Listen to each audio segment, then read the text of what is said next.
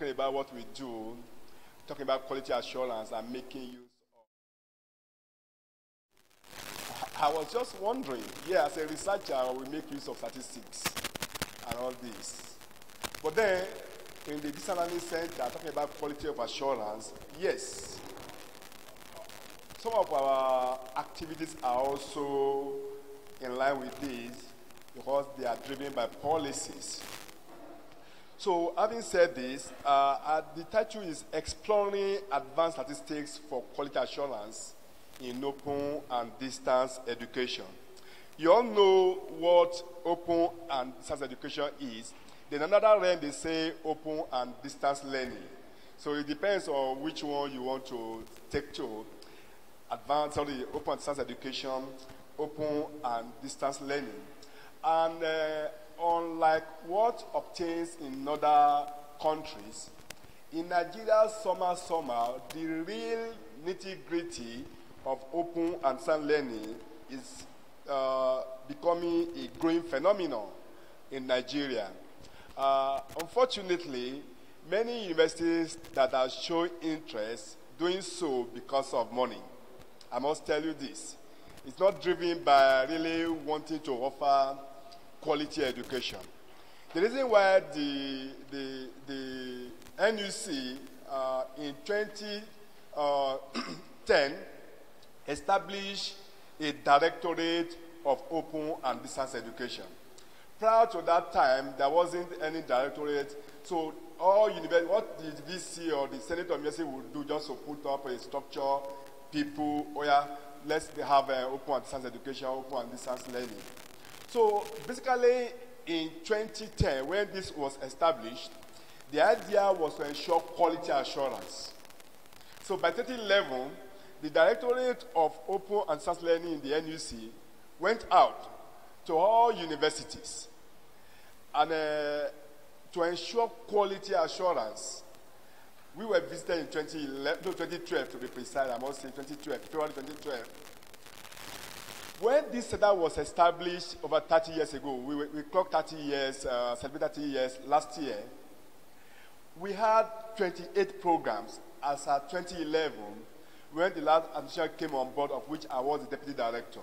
But when the NUC visited us, we lost our program and we were left with just 6 programs. That's to ensure quality assurance. Of course, it didn't go that well with us. But in order to ensure quality assurance, the NUC said that's what will be done. And not quality in terms of structure, facilities, manpower. Oh, good, we score 100%. 100% in all this area. But one of the key factors, which I also mentioned later, has to do with quality of course materials. Unfortunately, when those course materials were written years back, colleagues went to bed and slept. They didn't review the course materials. It's like you write a textbook. Of course, after a period, you must come out with another edition of that book. That's it. So, NUC now place a moratorium on us for those programs. Yes, you've admitted students or learners, as we call them in ODL, they will be allowed to finish their program, but you not admit new intakes. So for years, we were without learners or students, as some people will call them, and that affected the IGR of the center. Imagine in the past when we post of 17,000 students on distance learning program. Every year as a graduate, I know you can't bring in new ones, so it's affecting the number that is coming.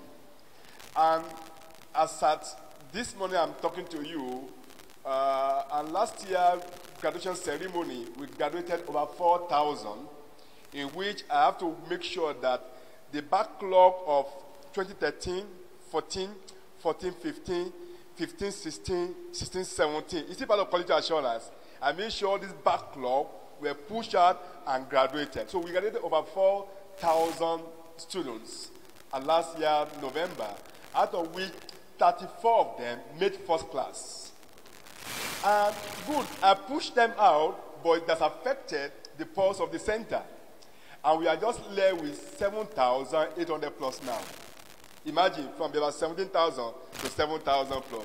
But the good thing is that in the last couple of years also, we worked hard to make sure we bring back some of these courses we lost. We were able to bring back 6 of the old programs, 3 new programs, making 9 programs. In addition with what we have done, now we have 15 programs. It's like we are getting back there again. And right now as I'm talking to you, by May this year, I'm going to approach the NUC again for 5 additional programs. So my dream is that before I will exit as a director, at least we will not have not less than 20 programs, at least. That's my dream. So, in other words, this is to ensure also quality assurance. But do you know in all this, we didn't just sit down somewhere having some conjectures, permutations, and so on and so forth. We have to go to real analysis using tools of statistics to be able to say that if we have this number of programs and we project that each program, some programs I will highly subscribe to, and this, in the next 4 or 5 years, we should have this projection. And when I came on board and the VC asked me to submit my vision document, I said, Mr. Vice Chancellor, sir, before the end of this administration, at least the center will have about 25,000 students. He said, how come? You have 6 programs. I said, I know that before the end of the first or second year, we're going to have more programs. Now we have 15 programs now. Admission is still ongoing. It's still ongoing. So in other words, and I say, if I can admit 5,000 students every session, and it means if we multiply 5,000 in 4 places, that gives us what? 20,000. We have 7,000 already on ground. It shows that to be model, I said 25,000. So the VC said, wow, this is purely analysis, and that's what we can use statistics to also achieve using quality assurance. Now, the question now is, why would people crave for open and distance learning? Without going back to formal statistics that is released every year by JAM, I read in the newspaper last week Friday, 1.2 million candidates have picked up JAM form. Right now, if you go out, you see them coming in. This place is also a center through which we register students. And the JAM Executive Secretary, Professor Ishak Loyede, has said that, as I declared this center as a center of excellence, because in the Southwest, we have the best center in the Southwest. If you have your time, I want you to go around to tell them to open the halls for them. In this place alone, we have 3 big halls. Each hall has 500 computer systems, making 1,500 computer systems. March last year, when JAM conducted UTME exam, 12,513 candidates wrote exam here within 4 days. No center in Nigeria has that quality. The reason why many centers come around, that we give them mentoring, and we're told at NUC, the director, don't give them mentoring a la carte again, FOC, free of charge. Charge! You can't let them give money. So what I'm saying that if, as at last week Friday, JAM has registered 1.2 million candidates, and the thing is still going.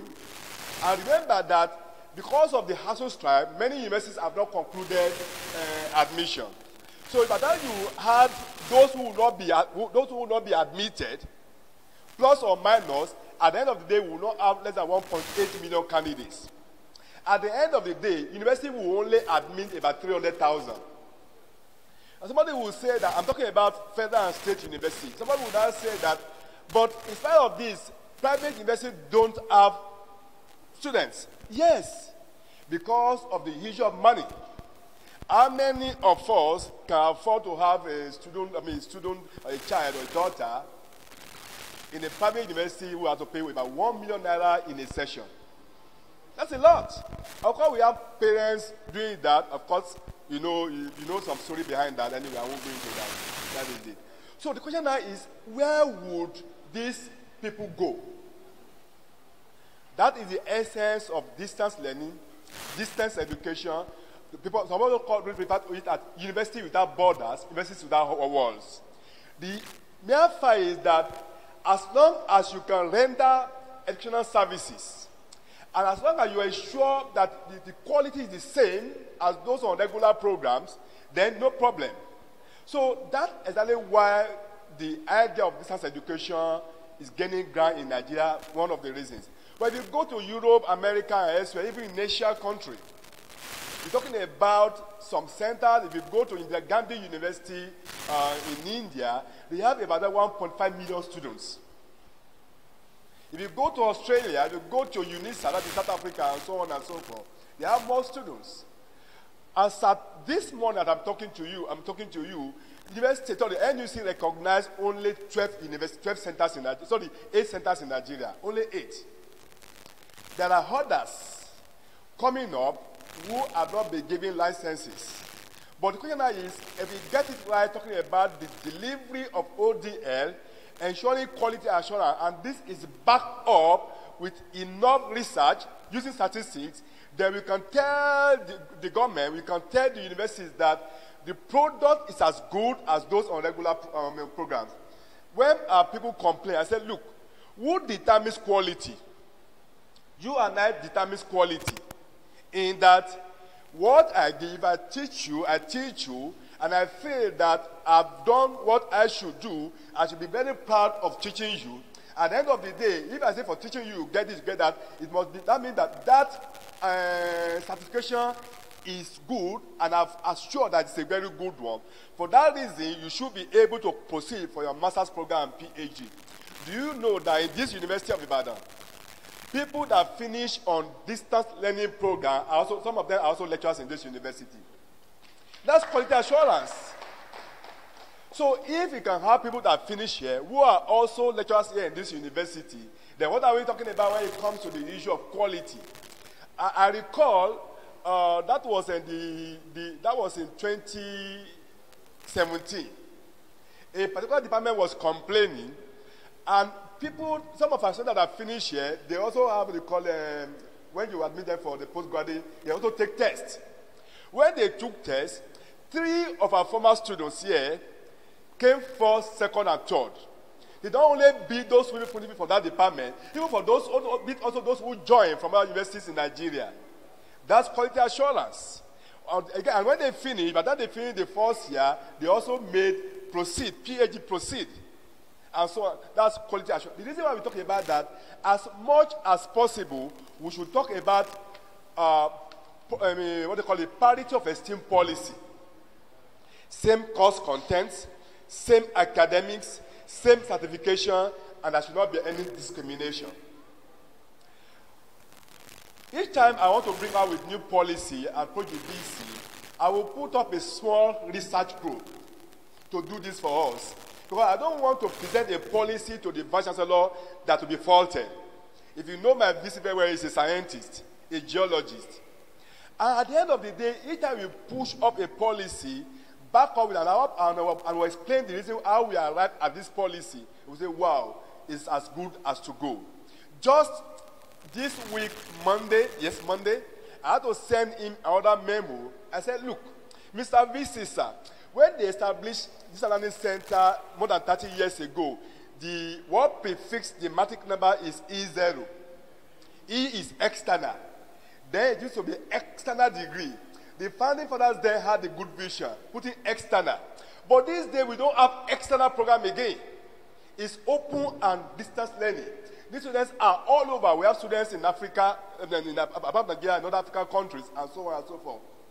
Where they are now, they take learning and so on. The only thing we've not been able to do is that during the exam, you have to come down to UI for exam. But for your CA, you can be at your location and take your CA. So in other words, the idea of E, external, as students are not external again. We want the same matric number as obtained also among regular students. Because when the people finish with their external degree, with their special matric number, when they want to come for the PG program, university gives them another matric number. And it is traditional university that you cannot add two matric number in the same university. The DVC said, wow, this is also good, Mr. Director. So that we are not coming out with so many policies to be able to ensure quality assurance on our program.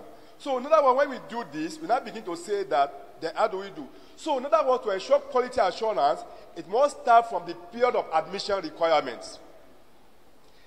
UI says, sorry if I make reference to UI, so that is where I've been, and people say that permanent home address is UI for me. So same requirements, 5 O-level credits at a sitting, 6 O-level credits at 2 sittings. The same thing we also do for our learners when we want to admit them. Then another very crucial thing has to do with development of course materials. And every distance education will thrive on course materials. You can afford to go to the classroom and teach regular students 2 hours, 2 units program. You spend 2 hours, you spend about 30 minutes discussing Buhari and Anachiku. Another 30 minutes discussing Onoge. Another 30 minutes discussing the policy in the university. And the last 30 minutes that will not teach exactly what you're supposed to teach. Quality is not in that. But for us, when we give them course materials, they must, at the end of the first week, they must have taken a particular module, second module, and so another one, so that they will not be left behind. At the end of the day, we have online facilitators that must ensure that if you have not done module 1, module 2, you cannot proceed to module 3. The reason why when we now invite them, we only invite them to come for revision of what they have studied on their own. Through research, I carried out an experiment that was in 2013. I teach a course in the faculty, GCE 405, Techniques of Achievement Analysis. And I asked my technical crew to come and record me. So they recorded me when I was teaching the regular students for a period of 10 to 11 weeks. Video recording. At the end of the day, we had to do the production, editing, and so on and so forth. And they produced 2 VCD, volume 1, volume 2. And I said, I want to carry out an experiment with this. The digital learning students in Ibadan, this place, I met with them using the conventional method, 4 weeks. The one in Lagos, I said, I will meet you guys just on 2 occasions.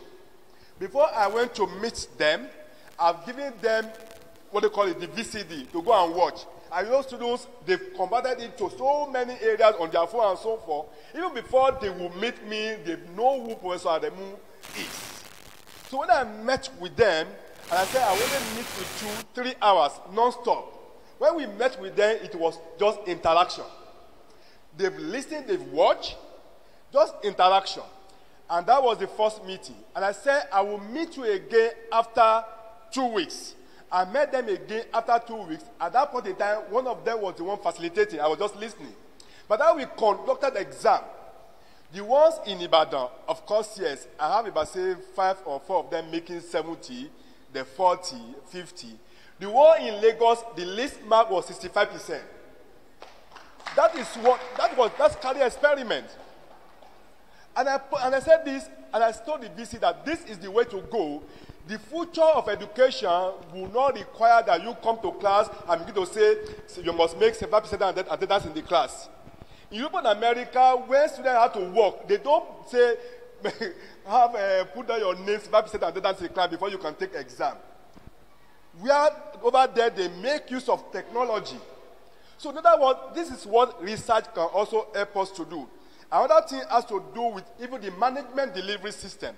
Our management system, the way we manage the center, the way we manage distance education has to be professional. Because you're dealing with mature students, you're dealing with students that pay. Your Bible will say that if you are paying for something heavily, you want to get it. So at that point in time, you cannot just afford to just treat them anyhow. This is why we say that here in our center, our students are our customers. And you know that customers are what? They are kings. So this is also very, very important. Quality of course materials as well. You will not just write course material for us. When you give us the course material in its raw form, we then have to give it to editors content editors, and which one they call the other one?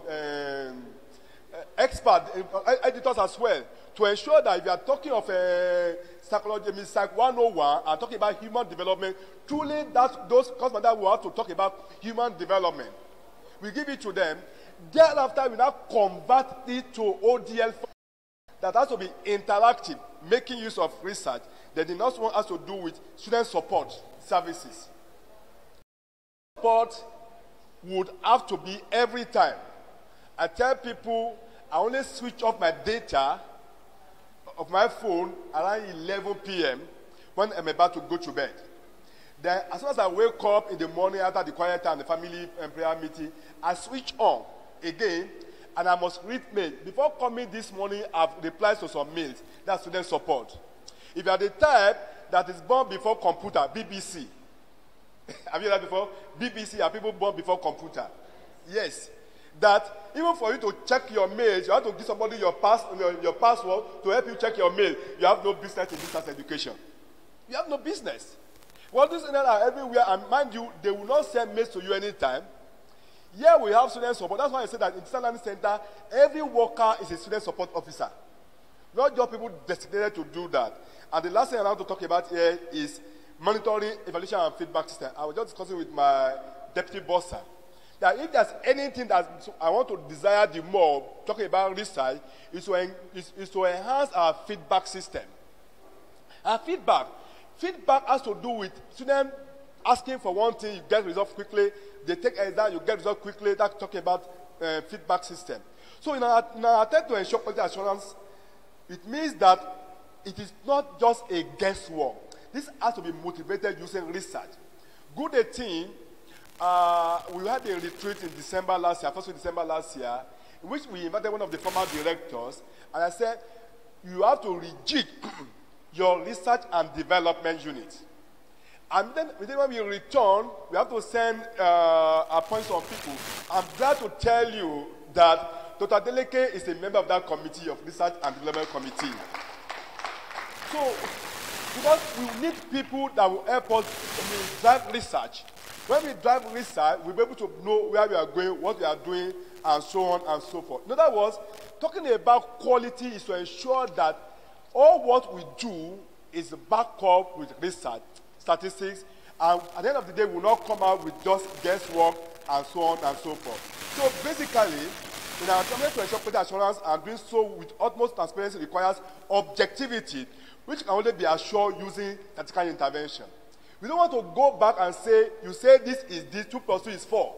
How are you saying that 2 plus 2 is not 3, and why does it say it's 4? It has to be highly objective, and that's exactly what we tend to do. And I must also say that in Ibadan, when I say Ibadan, I'm talking about distance learning center. For emphasis, our activities are policy driven. And because they are policy driven, we don't just come out with policies. These policies are backed up with research for us to be able to go ahead, and for us to be able to do it the reason why we have rejigged our research and development unit at the center. Having said this, let me quickly give you some of the challenges we face. I told you of the beautiful things we do, but it doesn't mean that we don't have challenges as well. The first challenge is a challenge of attitude. People would be able to say that, look, this is the way we have been doing it, and somebody cannot come and say he has done something about research, about ODL, so it must change. You know, many people don't want to leave their comfort zone. And I tell you, apart from ODL kind of a thing, I challenge people that if your CV, your life CV, is the same as it is on January 1, December 31st of a year, that year was a wasted year. I don't know if I'm making it. Your life CV, if it is as it is, by now, today's, what do you call it, February 7 or so, and now we get to December 31st. If your life CV is as it was on January 1 this year, that year, go back to God and say, God, I'm sorry. It's a wasted year. It's a wasted year. I tell people, you must be found doing something every time. And because some people find it difficult to change, leaving their comfort zone, then it's a problem. So one of the problems we have, challenges we have, is attitude. People don't want change. They want to change. The way they deal with regular students, the way they want to deal with students on on learning program. You will ask them to approve a research topic. You will say somebody come in my degree to come there to bring research topic. Wow. This century is not done. Where are we carrying from? Why are we using technology? I hope what I know my students, I know those I'm to supervise. I just say one of you is the administrator. Appoint me as a co-administrator. Let's be on WhatsApp group. On WhatsApp group, I approve your topics. I give you the line out, what outlines, chapters 1, 2, 3, 4, 5, as the case may be. And you begin to do it. You give me this, you submit it to me, and through email, I approve. There was a particular student, I met her on 3 occasions. First time when she finished, before she traveled, she was based in, of course, she's still there, in Saudi Arabia. When she got to Saudi Arabia, I approved her topic. 2, when she finished her program, fine. The only thing I did was that because you cannot append signature like that, I said, give your work to somebody so that he or she will print, then I will sign. The last time I saw her when she came for graduation. That's what people do when we don't have kind of a thing. Another thing has to do with the challenge of core academic staff. I'm telling you of what we face in Ibadan. That it is because it is the same people that teach regular students, that teach our learners, there's always that clash of interest. Oh, when you come, oh, regular, fine. Oh, this one's sit down there. When I finish with the regular student, I will attend to you. That's discrimination. This is why we are pushing for to have adjunct academic staff, which has been approved by the university. The next one is challenge of ICT. We don't have that problem as such in this place, but the moment I enter here, my Wi-Fi goes on immediately. It's automatic. We have Wi-Fi here. The moment I get to our main center over there, it's the same thing. So, but for some universities, you cannot drive ODL without ICT. It's not possible. But it is the major tool of ODL. The reason why people coming on ODL to have to be ICT illiterate and not BBC, born before computer. The challenge of support services. Support services is very good and it's, very obvious. If you cannot listen attentively to every comment online, you have no business ensuring quality here, and of course, quality assurance will be compromised. Then, challenge of electricity. You know, Nigeria, when it comes to power, it's a big challenge. We spend so much on this here. We have 3 kVA generators at the back. And we just consulted about 3,000 diesel, liters that will contain our diesel there as well. So this is why once we don't have power, we have to switch on immediately to what they call it, generator. They're also making use of inverter. That's of course, when you talk about money, it's a big money. But it is the way to go for us to be able to move on. The reason why we have so many of our friends, they will come to this place, we don't have anything to do because they can do, when they get here, at least they can be too sure of electricity, constant one. Having identified all this, it means that as much as possible, our experiences in this university, of course, somebody will say, yeah, good experiences. But I must tell you that those good experiences did not just come overnight. It has to go through years of research, years of deliberations, analysis, and so on and so forth. I don't know if it was whether Professor Adewale who approached me 2 days ago about getting some information from us as well. Even just 2 weeks ago, another lecturer called me from the faculty asking for information. When we give you information about our learners, use it for research. Of course, you will help us. When you will also help us to be able to drive research. So, in conclusion, the center is the foremost provider of science education in Nigeria. No doubt about that. But as long as we play a leading role, we are of the mind of fact that we will do more, and we can only do more if we subject our operation and activity to research. Finally, I want to thank the president and members of this association for the invitation. Thank you, and God bless you.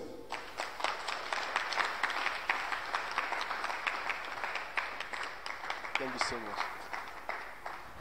Thank you very much. And then what I will allow the director to do is to sit down.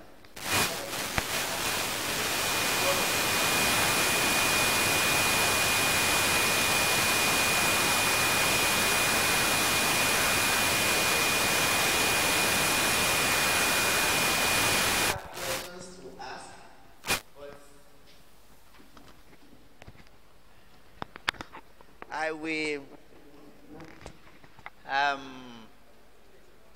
open the floor. And one thing about life, good begets good. Like now, he has succeeded in educated the whole world about what they do here. That's the truth, because we are live streaming the activity. So all what is said so far, people all over the world, they are listening to. They could listen to him. And we have many of our participants, they are committed to listening to all what we've been doing since the time we started. So see, so good begets good. He has given us the opportunity to listen to him, and the whole world will continue to listen to him.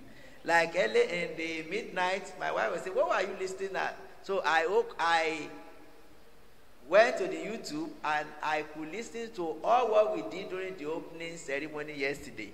Yeah, so you can still visit the website and see how all this. And thank you so much for the privilege. Now, before I allow other people, when I was privileged to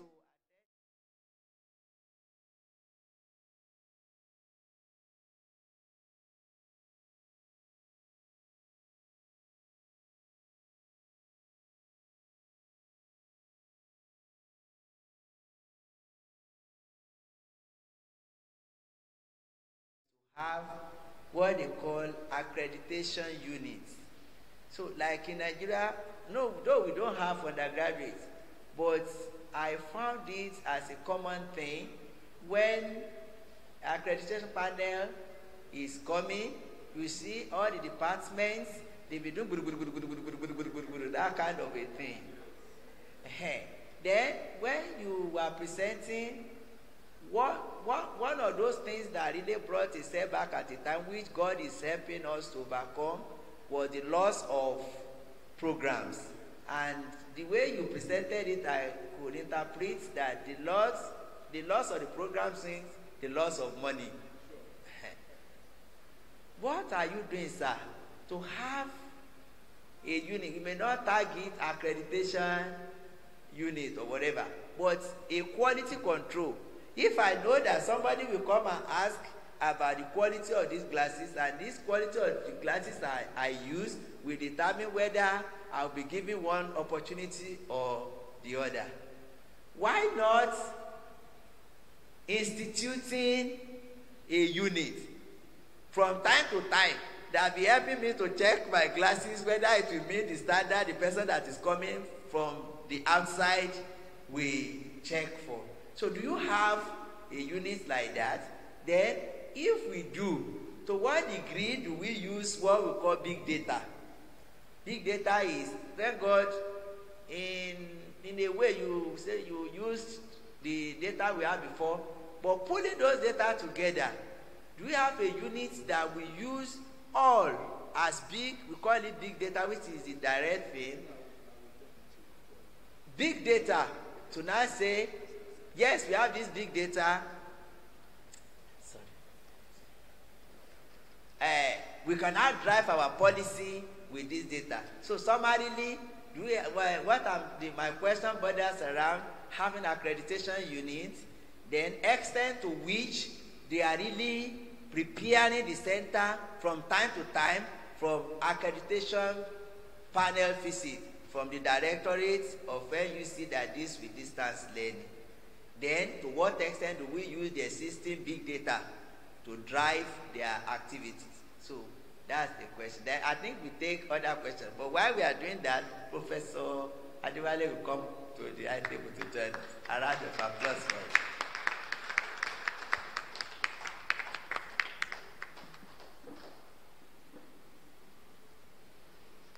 him. Okay. Any other questions? Let's take all the questions. One. We have Antia. Okay, we have Dr. Ajayi. 2. Okay, let's take those 2. Antia, can you come forward? 3. Thank you very much, sir. Good morning, Director and every other dignitary. Good morning, colleagues. My question, sir, is when you were speaking, you made mention of the fact that presently your students all over, they take their tests and other forms of assessment from anywhere. So I want to ask if, how is that done? And again, you also said that they have to come down here to take examinations. And I'm asking, is it not possible to also do that so that they can take it from anywhere? That's my question. Thank you, sir. Yes. I think my director also put something that I think she, well, yes. Dr. Ajay.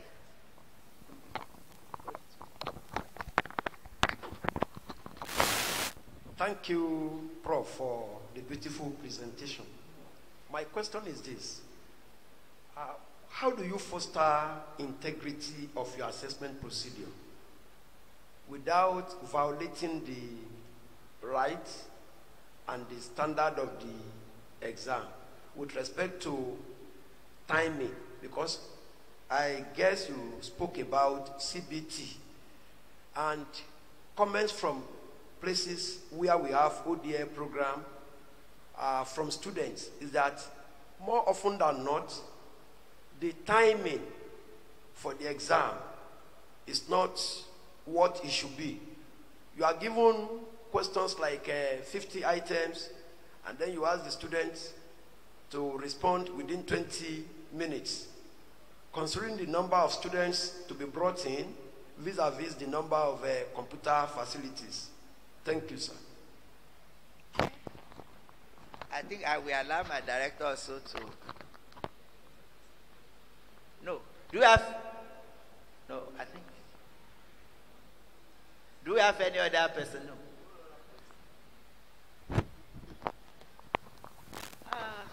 Thank you so very much, dear Director. Distance learning. Thank you for your time. We have listened to you, and the indication that what you told us, people followed and understood, is because of these questions that they are raising. I tell people, if you deliver a lecture or you have a discussion and you call for questions and people don't answer, it's either you have not communicated, or the listeners did not get anything, or the two. So I'm so glad that our audience have raised some questions. The very first one was what I penciled down. Okay. And it's not actually going to be a question because it's close. It appears that having to bring the learners in situ to write exams is not really too convenient. That's my interpretation of that statement to me. And the gentleman who asked the question, can we not use technology? Sir, that was actually what led to the CBT that JAM is currently using. Years ago, they would come to different universities where they write the exams. But because of population explosion, we moved, we advanced to getting there to do the CBT. And I think that was what that gentleman did. Sir, how can we partner with you? So we will be the CBT center so that we can help develop the item. I don't have the manpower. I can boldly say that, sir. How can we partner with you to, help drive that aspect of distance learning? That's the answer. Thank you very much, sir.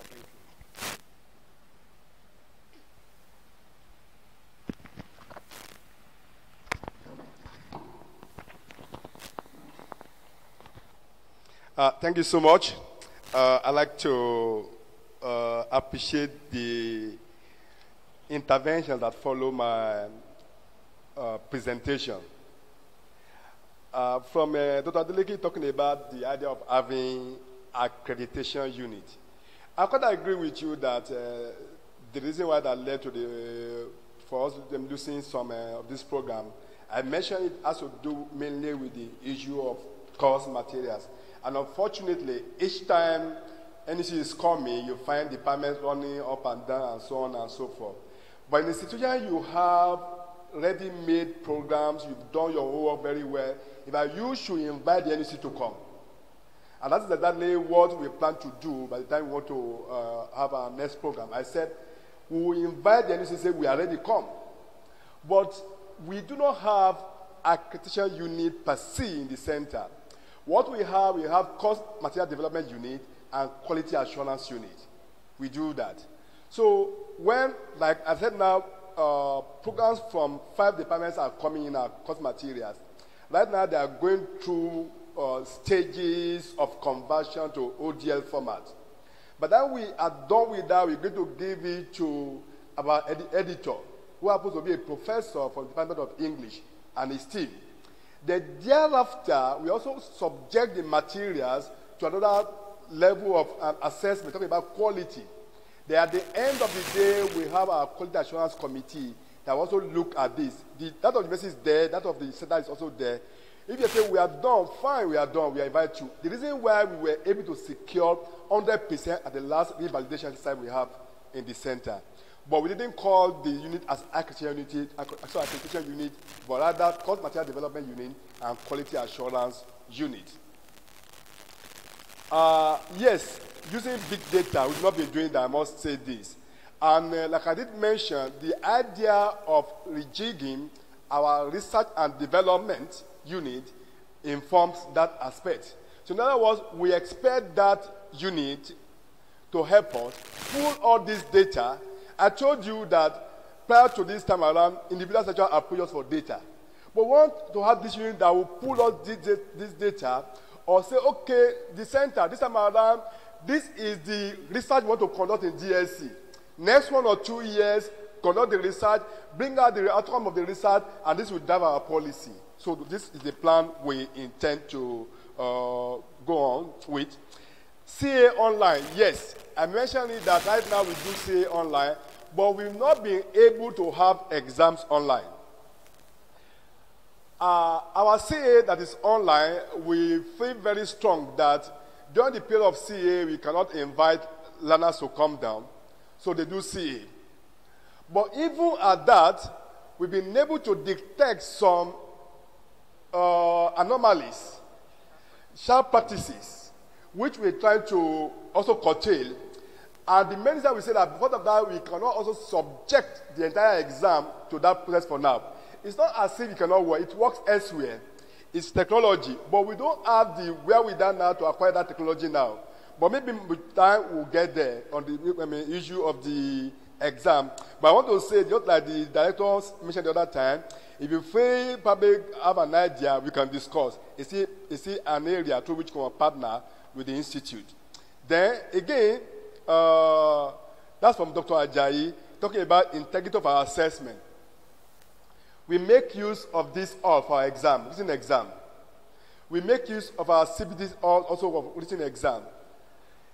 Each time exam is going on, we station some people in the CCTV house, monitoring every activity. We have cameras here in this hall, yes. I think they are you see, that's one there, you can see it there. We have camera here. So once exam is going on, the CCTV is on. It's one of the reasons, one of the ways through which we measure integrity of our exam. I've had reasons that when the exam is going on, I'll just sit down there. When I see suspicious movement, I just come in. You didn't know I'm coming to you. Before you know what is all this here, you are caught. So we've been able to get some, many of these learners using this one. And when we now go to, what they call it, SDC, we table the video clips as well. Yeah, so that's one way through which we also ensure integrity of our exam. CBT exam timing. Well, I know in some situations they do that, but it is the same time the lecturer say, okay, it should be allotted to CBT that we do here. You know, in exam, you have, if it's a 2-unit course, there must be 8 hours, maybe just say 50 questions, maybe 1 hour or 50 minutes, as the case may be. We don't shorten the timing when it comes to the CBT and timing of our examination. From the director, well, of course, talking about bringing learners to write exam, I've said that it's a possibility through which, I feel we can partner with the institute. One thing she mentioned, which I will go home with, has to do with development of items, question items. You see, one of our challenges, I must say this, is that even colleagues will repeat the same question every year.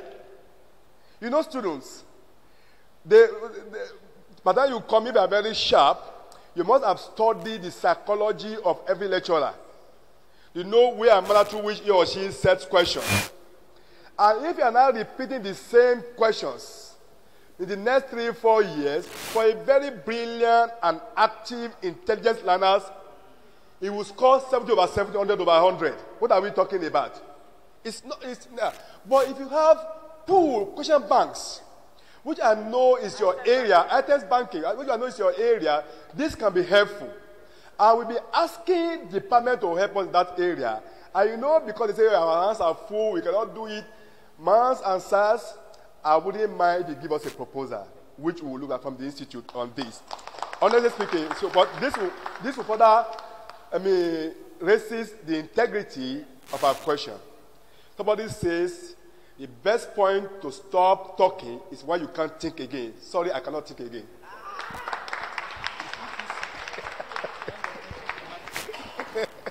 Thank you.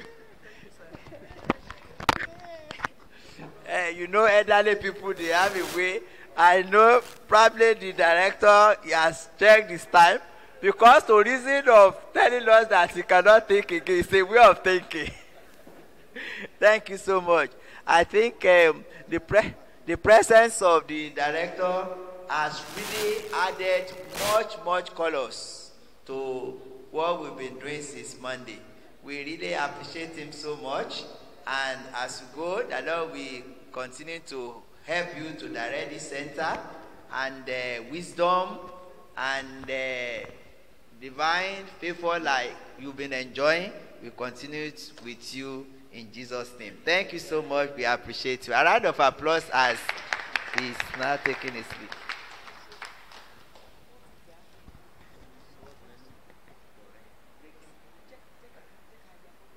Okay. So I'm going to have group photograph with him. So the same way we did yesterday, the idea we go to, I think we still go to that place. So we have the group photograph. Then he has given us the privilege to have a tour around the center. So that's all, we get that one on the platter of gold and we must explore it. So at the right time we will all go, but not now. So can we move to the staircase to take photographs with me?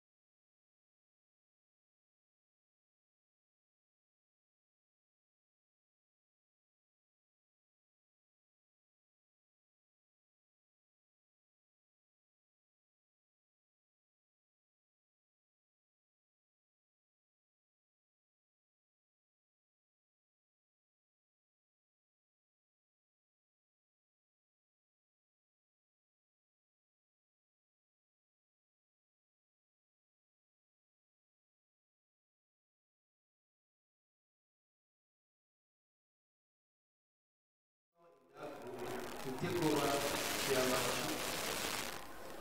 Is that clear?